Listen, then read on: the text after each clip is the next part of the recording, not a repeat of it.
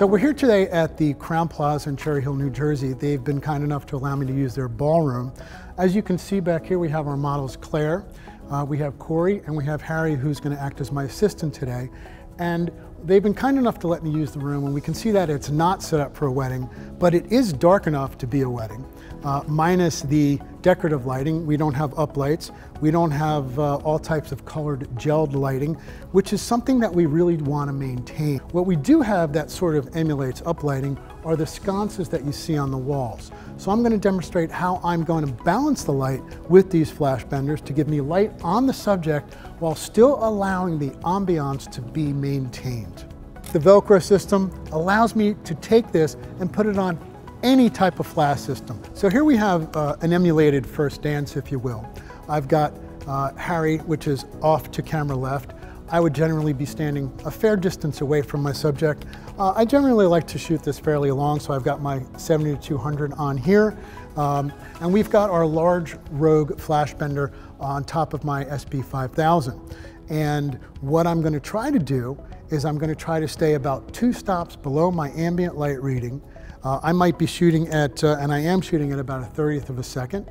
My ISO, just for information, I'm at about 1600 with a room like this. My aperture value is 4.5. That gives me a nice balance with the light that we have here.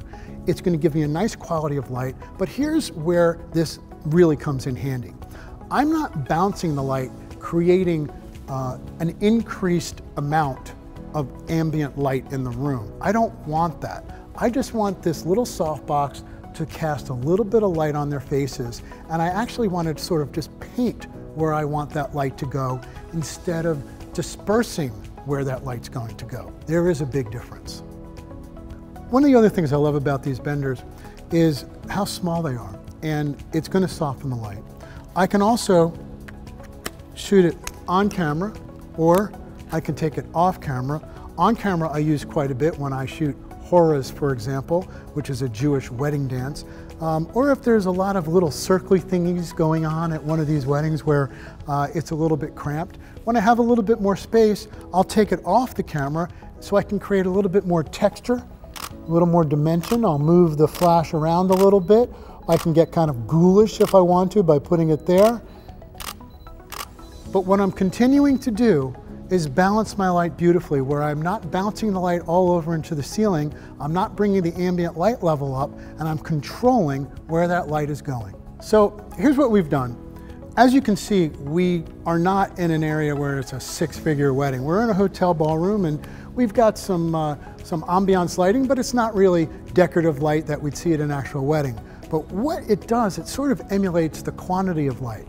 And what I've been able to do with my flash bender, I'm able to make the light a little bit softer, and I'm able to control the direction of light so that we can maintain the ambiance of the room and create texture, dimension, and mood with this bender.